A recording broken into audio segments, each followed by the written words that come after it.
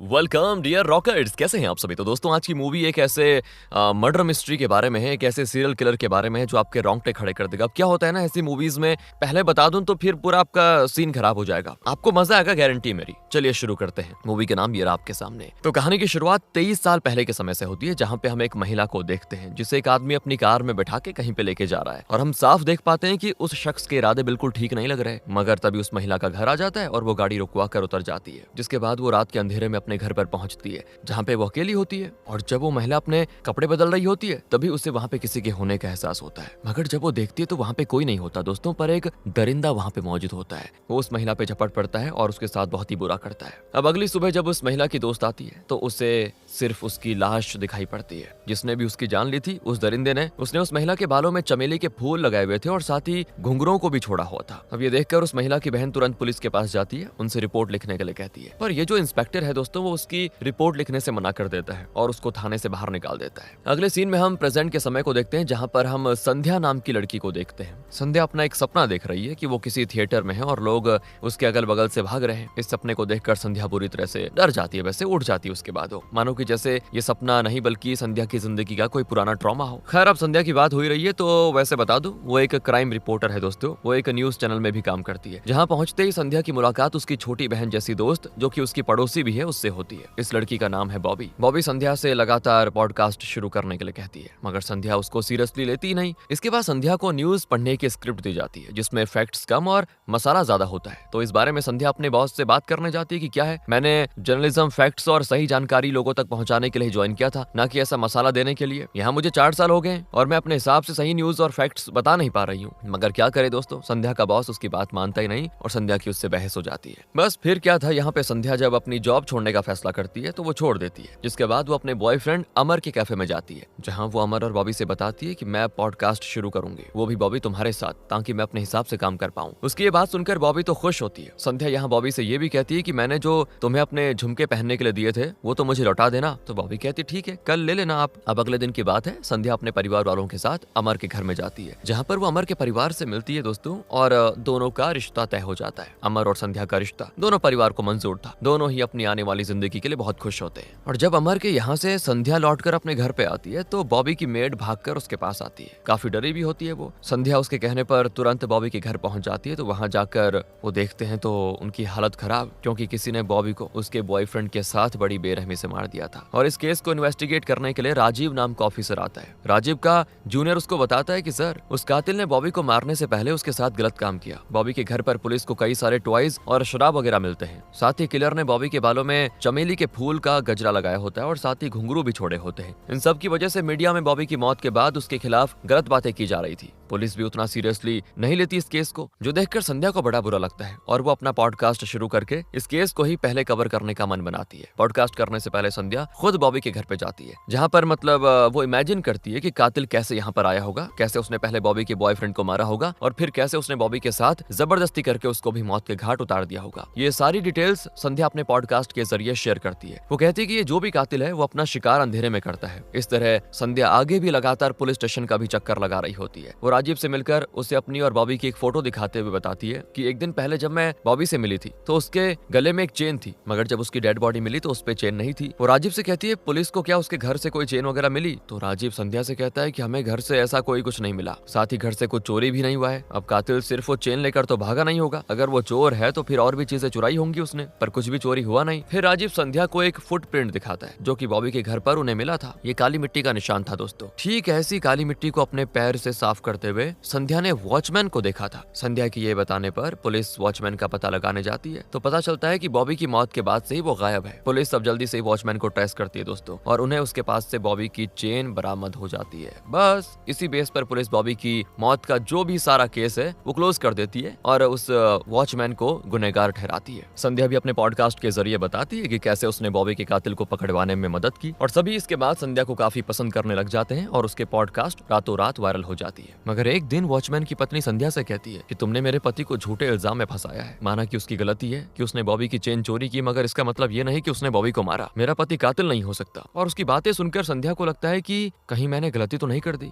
फिर अगले दिन असली किलर का फोन डायरेक्ट संध्या को आता है। वो संध्या से कहता है कि तुम्हारे पॉडकास्ट वाली कहानी मुझे अच्छी लगी, तुमने उस वॉचमैन को बेकार में फंसा दिया। संध्या, मैं तुम्हें एक मौका देता हूँ मुझे पकड़ने का। मैं अगले कुछ दिनों में एक और लड़की की जान लेने वाला हूँ, अगर हो सके तो रोक लो। ये कॉल दोस्तों संध्या के लिए ओपन चैलेंज था, मगर इस कॉल को संध्या ने रिकॉर्ड कर लिया था। तुरंत इस कॉल की रिकॉर्डिंग को ले जाकर राजीव को सुना देती है। राजीव भी नंबर को ट्रेस करके उस लोकेशन पे पहुंच जाता है तो देखता है कि ये फोन एक बुजुर्ग महिला का है जो कि ठीक से देख भी नहीं सकती। और ये कातिल जो भी है वो काफी चालाक है। उसने इस महिला का फोन ऐसे ही बोल दिया होगा कि आंटी फोन देना, मैं कॉल कर रहा हूँ, और इस तरह उसने कॉल किया। अब अगले दिन संध्या अमर के साथ गोदावरी नाम के गाँव के लिए निकलती है, क्योंकि उसे इस गाँव में रहने वाली एक महिला वीणा का कॉल आया था। वो संध्या को बताती है कि मैंने तुम्हारा पॉडकास्ट देखा, जैसा तुम्हारी दोस्त के साथ हुआ था ना, ठीक वैसे मेरे साथ 20 साल पहले हो चुका है। बस दोस्तों, तो अब वीणा से मिलने के लिए संध्या उसी घर पे जा रही है। तो वीणा संध्या को बताती है ये 20 साल पहले की बात है, मैं और मेरा बच्चा घर पर अकेले थे, तभी वो दरिंदा मेरे घर में घुस आया और मेरे साथ उसने दुष्कर्म किया। अब वो मुझे जान से मारने वाला था कि तभी मेरा बच्चा रोने लगा और पकड़े जाने के डर से वो तुरंत भाग गया। और ये बात मैंने अपने पति से जब बताई ना, तो मेरे पति ने मुझे छोड़ दिया। और जब अपना ही पति साथ नहीं दे रहा था तो भला पुलिस क्या ही साथ देगी, ये सोचकर मैंने कंप्लेंट नहीं की और तब से मैं बस अपने बेटे के साथ अकेले जी रही हूँ। संध्या को फिर पता चलता है कि उस दौरान इस किलर ने कई और औरतों को अपना शिकार बनाया था, शायद वही फिर से लौट आया है। तो संध्या राजीव को कॉल करके गोदावरी एरिया के पिछले 20 साल की सभी केस फाइल्स को निकलवाने के लिए कहती है, जिसमें किसी ने भी लड़की या महिला के साथ दुष्कर्म किया हो उन सभी का। तो राजीव यहाँ अपने कॉन्टैक्ट के जरिए संध्या को केस फाइल्स दिलवा देता है, जिससे संध्या को रानी और लाची नाम की 2 महिलाओं के बारे में पता चलता है, जो कि काफी साल पहले अपने घर छोड़कर जा चुकी थी। इसके बाद दोस्तों संध्या एक और विक्टिम के घर पे जाती है, जिसका नाम है ललिता। ललिता संध्या को कुछ भी बताने से मना कर देती है, लेकिन ललिता का मामा संध्या से मिलकर उसे ललिता की सारी आप बीती बताता है। वो कहता है कि उस हादसे के बाद से ललिता उस बारे में किसी से बात नहीं कर पा रही है बेचारी। संध्या वापस आकर अपनी इन्वेस्टिगेशन के बारे में अपने पॉडकास्ट में शेयर करती है। वो बताती है कि मुझे वहां जाकर पता चला कि ये किलर 23 साल पहले से अपने शिकार को ढूंढ रहा है। मेरी बहन बॉबी उसका पहला शिकार नहीं है। यहाँ वो ललिता के बारे में बताती है। ललिता और उसका पति जब अपने घर में दिवाली मना रहे थे, तभी किलर वहां पे घुस आया। उसने पहले ललिता के पति को एक भाले से मार दिया और फिर उसने ललिता के साथ दुष्कर्म किया, मगर हड़बड़ी में उसने ललिता को जिंदा छोड़ दिया और वहां से चला गया। इसके बाद संध्या आगे बताती है कि यह शख्स अंधेरे में वार करता है और अपने साथ घुंघरू और चमेली का गजरा लेकर घूमता है। वो हर लड़की के साथ गलत काम करने के बाद ये चीजें वहां पे छोड़कर चला जाता है। यही सब कुछ बॉबी के साथ भी हुआ था। संध्या ये सब पॉडकास्ट में इसीलिए बता रही है ताकि सभी सतर्क रहे। दोस्तों, संध्या के इस पॉडकास्ट की वजह से मीडिया पुलिस से ही सवाल करने लग जाती है, जिस पर डीआईजी राजमणि कहता है कि संध्या जैसे लोग बस लोगों का टेंशन ग्रैब करने के लिए ये फालतू की न्यूज चला रहे हैं। अरे वो संध्या ही तो थी जिसने वॉचमैन को शक के घेरे में ला दिया था और फिर पता चला कि कातिल कोई और है। तो मैं संध्या को खुला चैलेंज देता हूँ, अगर उसने किलर के बारे में इतना पता कर ही लिया है तो एक प्रेस कॉन्फ्रेंस करके उन सभी महिलाओं को सबके सामने लेकर पहुंच जाए जिनके साथ भी किलर ने गलत किया है आज तक, तभी हम उन्हें विक्टिम्स कंसिडर करेंगे, वरना ये सब तो फिर हवाबाजी हो गई। इसके बाद दोस्तों संध्या से मिलने के लिए राजीव आता है। वो कहता है कि तुम्हें इस तरह अपनी इन्वेस्टिगेशन के बारे में पब्लिक को नहीं बताना चाहिए था और तुम जल्दी से उन सभी औरतों को अब एक प्रेस कॉन्फ्रेंस करके बुला दो। संध्या भी यहाँ पे प्रेस कॉन्फ्रेंस करने के लिए मजबूर थी दोस्तों, इसीलिए वो अपने बॉस से जाकर कहती है, पर वो संध्या से कहता है कि देखो तुम जॉब दोबारा ज्वाइन कर लो, इसी में तुम्हारा फायदा है, हमारा भी। मगर संध्या कहती है कि सर मैं मसालेदार खबरें नहीं बताऊंगी बल्कि फैक्ट्स के साथ न्यूज दिखाऊंगी। इस न्यूज में टीआरपी नहीं लोगों का भरोसा जीतना चाहती हूँ, मुझे बस आपकी एक मदद चाहिए, इसीलिए आपके पास आई हूँ। संध्या अपने बॉस की मदद से एक प्रेस कॉन्फ्रेंस बुलवाती है, जिसमें वो सभी से बताती है कि हमारे बीच एक सीरियल किलर घूम रहा है, मगर कोई मेरी बात का विश्वास नहीं कर रहा, इसीलिए मैंने आज उन औरतों को बुलाया जिन पर उस दरिंदे ने हमला किया था, पर वो किस्मत से बच गई थी। काफी देर हो जाती है, कोई भी नहीं आता दोस्तों। संध्या सभी को कॉल लगाती है, मगर सभी ने आने से मना कर दिया है, फिर चाहे वो वीणा हो या ललिता, क्योंकि वो सामने नहीं आना चाहती, क्योंकि ये सभी सोचती हैं कि अगर हम दोबारा सामने आ गई तो कहीं वो किलर हमें अब सच में मार न डाले, इसलिए सभी मना कर देती है। और ये बात जब संध्या अपने बॉस को बताती है तो वो काफी नाराज होता है और संध्या से कहता है कि आज तुम्हारी वजह से मेरा नाम खराब होने वाला है। तो संध्या सभी रिपोर्टर से बताती है कि जो महिलाएं आने वाली थी उन्होंने आने से मना कर दिया। ये सुनकर सभी रिपोर्टर संध्या को बहुत ही अनसंड बोलते हैं कि बेकार में टाइम खराब कर दिया। सभी जाने लग जाते हैं कि तभी वहाँ पे 2 औरतें आती हैं, इनका नाम है रानी और लाची। ये दोनों भी संध्या से मिलने के लिए उसका पॉडकास्ट देखकर आई थी। दोस्तों इसमें जो लाची है ना, उसे हमने मूवी की शुरुआत में देखा था। लाची सभी से बताना शुरू करती है कि मैं एक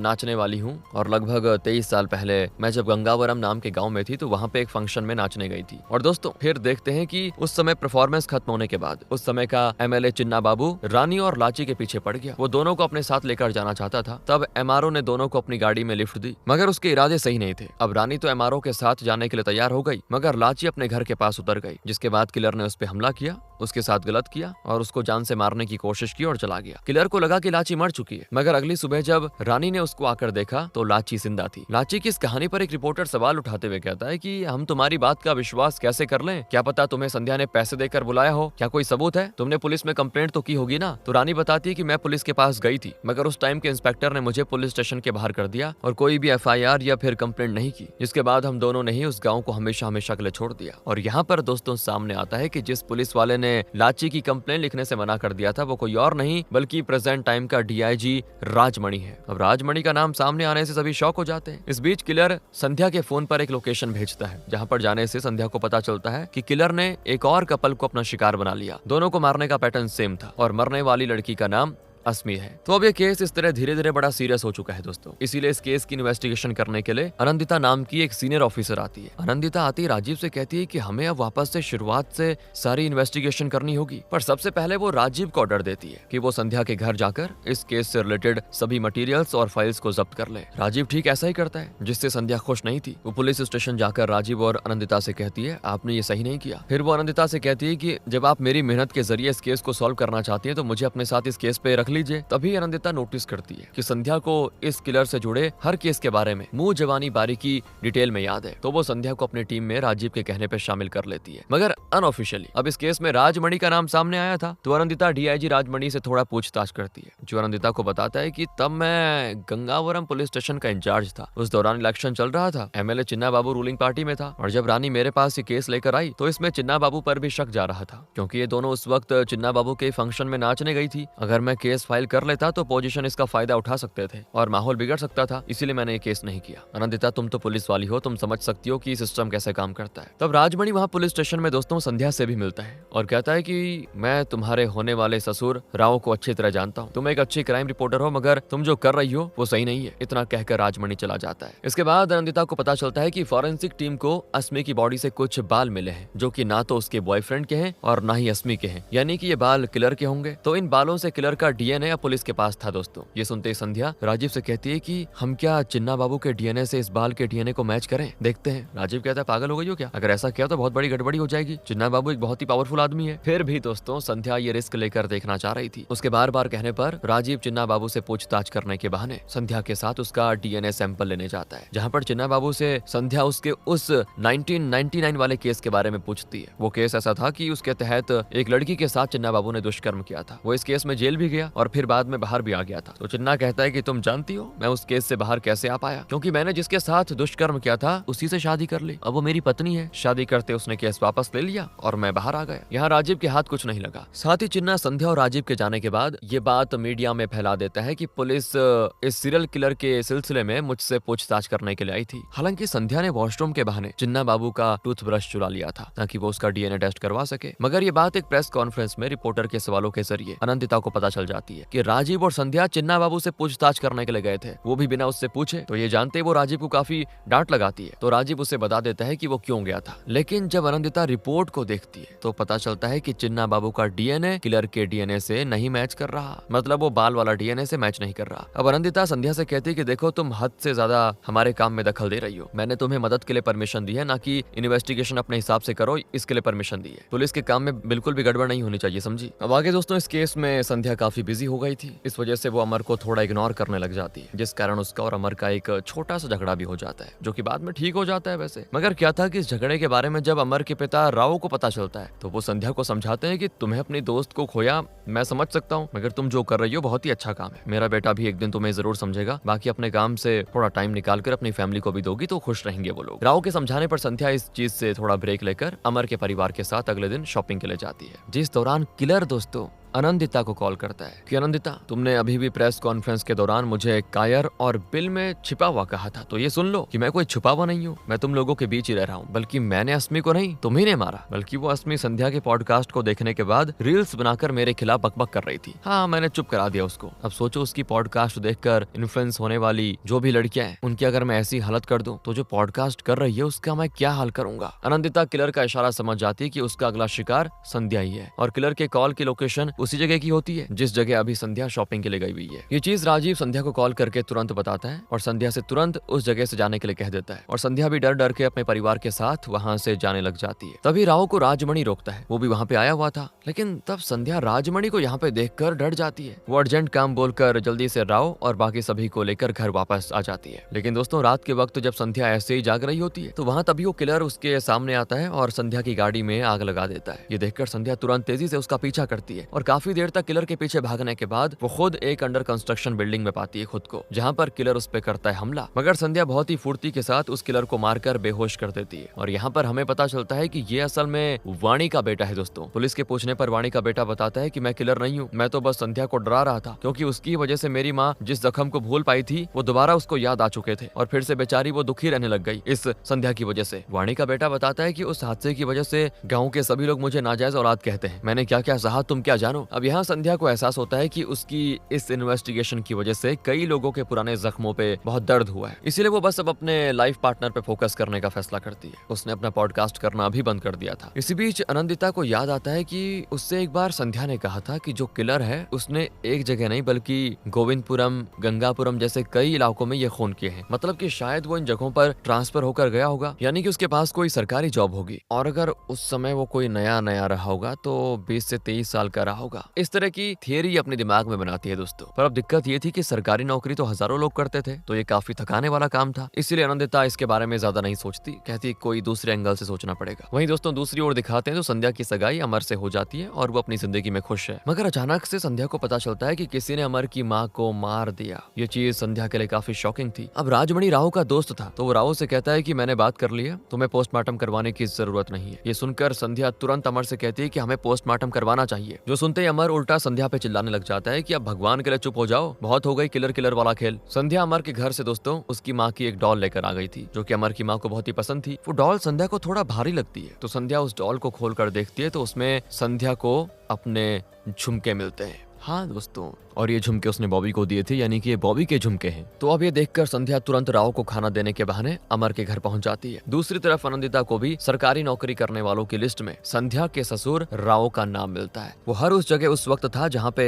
जब ये मर्डर्स हुए थे। इसके साथ ही राजीव को एक पुलिस वाला त्रिची स्टेशन से कॉल करके इस किलर के पहले केस के बारे में बताता है और साथ ही एक फोटो भी शेयर करता है, जिसको देखकर राजीव की हालत खराब। दोस्तों इन सभी को पता चल चुका था कि राहो ही वो किलर है। राजीव तुरंत संध्या को कॉल करता है, मगर संध्या का फोन राव ने बजते हुए देख लिया था और जब वो राव के लिए किचन में जाकर खाना निकाल रही थी, उस फोन को उठाते ही राव समझ चुका था कि शायद संध्या को अब मेरे बारे में पता चल चुका है। तो वो संध्या पे हमला करता है। यहाँ संध्या और राव के बीच काफी संघर्ष होता है दोस्तों, और एक समय ऐसा आता है कि राव संध्या को मारने वाला होता है कि तभी संध्या के हाथ में फॉक लग जाता है और वो उससे राव को घायल कर देती है। तो समय रहते राजीव और आनंदिता भी वहाँ पे पहुंच जाते हैं। राव को अरेस्ट कर लिया जाता है। अब राव ऑफिसर्स को कुछ बताता नहीं तो संध्या उसको एक फोटो दिखाती है। यही फोटो राजीव को त्रिची पुलिस स्टेशन से मिली थी। इस फोटो को देखकर राव हो जाता है थोड़ा सा इमोशनल और बताता है कि इस फोटो में जो औरत है वो मेरी मामी थी। मेरे माता पिता जल्दी भगवान को प्यारे हो गए थे बचपन में, तब से मैं अपने मामा मामी के घर पे रहता था। उस वक्त राव एक टीनेजर था दोस्तों। उसकी मामी उसे बहुत प्यार करती थी, साथ ही वो काफी सुंदर भी थी। उन्हें बालों में चमेली का फूल लगाना और क्लासिकल डांस करना बहुत ही पसंद था। मगर वो हर रोज राव के साथ गलत काम करती थी, उसके साथ जबरदस्ती करती थी। शर्म की वजह से राव इस बारे में किसी से कुछ कह नहीं पा रहा था। हर रोज उसकी मामी उसके साथ गलत काम करती। राव को तो अंदर से गुस्सा और रोना आ रहा था, जो कि उस दिन बाहर निकला जब उसके मामा ने अपनी पत्नी को राव के साथ गलत स्थिति में देख लिया। यहाँ भी राव की मामी सच बताने के बजाय उल्टा राव पर इल्जाम लगा देती है कि ये मेरे साथ जबरदस्ती कर रहा था। बस दोस्तों राव का मामा बिना उससे पूछे उसको मारने लग गया और यहाँ राव ने पहली बार हाथ उठाया और अपने मामा को मार दिया। फिर उसने अपनी मामी के साथ गलत काम इस बार खुद किया, क्योंकि वो तो यही चाहती थी। फिर उसकी भी जान ले ली। राव पढ़ने में काफी अच्छा था, इसलिए वो जो भी काम करता सब प्रोटेक्शन के साथ करता, और यही वो और महिलाओं के साथ भी करता। इसी वजह से पुलिस को कभी उसका डीएनए नहीं मिला। बस अजमी वाले केस में उन्हें बाल मिल गए थे। तो राव आगे बताता है कि अपनी मामी को मैंने मार तो दिया, लेकिन उनके प्रति गुस्से ने मुझे अंदर से खराब कर दिया था। मैं जब भी किसी महिला या लड़की को चमेली का फूल बालों में लगाए हुए या घुंघरू पहनते हुए देखता तो उसे मार डालता। राव दोस्तों जहाँ भी पोस्टिंग होकर जाता वहाँ वो औरतों का शिकार करता और एक भी सुराग न छोड़ने की वजह से कभी पकड़ा नहीं गया। फिर कुछ साल के बाद राव ने ये सब करना बंद कर दिया, क्योंकि अब उसकी एक फैमिली थी। लेकिन फिर जब उसको एक दिन पता चला कि उसको 3rd स्टेज ऑफ डिमेंशिया है तो वो डर गया, क्योंकि इस बीमारी की वजह से वो वो वाली घटना भूल सकता था जो उसने अपनी मामी के साथ किया, और उसे वो भूलना नहीं चाहता था। बस दोस्तों, उसी दिन उसकी मुलाकात बॉबी से हुई, जिसने राव से बताया कि मैंने घुंघरू खरीदे हैं और मैं क्लासिकल डांस सीख रही हूँ। तो राव फिर से वही सेटिस्फेक्शन पाना चाहता था। उसका पुराना गुस्सा वापस बाहर आने लगा और उसने बॉबी की जान ले ली। यहाँ पे दोस्तों मैं आपको एक बात बता दूं कि अज़मी की भी जान राव ने इसीलिए ली क्योंकि उसने हाथ में घुंघरू पहना था। बाकी रही उसकी अपनी बीवी पद्मा की बात, तो उसने एक बार राव का वो कलेक्शन देख लिया था जो उसने अभी तक कई महिलाओं को मारने के बाद उनके यहाँ से इकट्ठा किया था। मतलब उनके इयररिंग हो गए, पायल हो गया, नेकलेस वगैरह, ये सब राव के लिए ट्रॉफी की तरह था। पद्मा उसकी असलियत जान चुकी थी, इसलिए उसने राव की चीजों में से झुमका निकाल कर अपनी डॉल में छिपा दिया। अब राव जान चुका था कि उसकी पत्नी को उसकी असलियत पता चल चुकी है, और साथ ही उस दिन पद्मा ने चमेली का फूल भी लगाया हुआ था। तो बस राव उसे मारने में देरी नहीं करता। ये सारी बातें बताने के बाद वो संध्या से कहता है कि जानती हो, मैं ये सब कुछ समय के साथ अपनी बीमारी की वजह से भूल जाऊंगा, मगर तुम लोगों को याद रखूंगा मैं हमेशा। खैर, इसके बाद राव को अरेस्ट कर लिया जाता है, जिसे जाहिर है कड़ी सजा होगी। संध्या ने अमर के साथ अपना रिश्ता नहीं तोड़ा था दोस्तों, साथ ही वो वॉचमैन भी बाहर आ चुका था और उसकी नौकरी भी उसे वापस मिल जाती है। बाकी रानी, लाची, ललिता और वानी जैसी महिलाओं को इतने सालों के बाद चलो इंसाफ तो मिला। यहीं पे कहानी खत्म होती। बाकी मिलते हैं आपसे अगली वीडियो में। ध्यान रखिए अपना। Thanks for watching.